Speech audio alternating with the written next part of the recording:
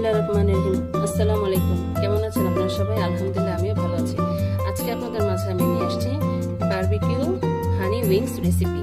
তো এখানে উইংসটা আমি দেখুন এরকম পরিষ্কার উইংস আমি নিয়ে নিয়েছি। এখানে আধা কেজির মতন হবে। এই উইংসগুলো একদম পরিষ্কার। এই যে দেখুন, আপনারা যে কোনো সুপার শপ থেকে এগুলো পেয়ে যাবেন। তো এখানে আমার আধা কেজির মতো নেওয়া আছে। আর লাগবে এখানে ময়দা, কিছু পরিমাণ ময়দা নিয়ে নিয়েছি। তার সাথে লাগবে গোলমরিচের গুঁড়ো, রসুন কুচি, লাল মরিচের গুঁড়ো, স্বাদ মতো লবণ এবং বাটার। আর লাগবে এখানে কর্নফ্লাওয়ার, টমেটো সস বা টমেটো কেচাপ, দুইটার একটা ইউজ করতে পারেন। আমি কেচাপটা ইউজ করব, সয়া সস।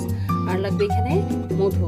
প্রথমে আমি যা করব, এখানে আমি এই যে গোলমরিচগুলো আছে সেগুলো দিয়ে দিচ্ছি। গোলমরিচ গুঁড়োগুলো দিয়ে দেবো, লাল মরিচের গুঁড়ো,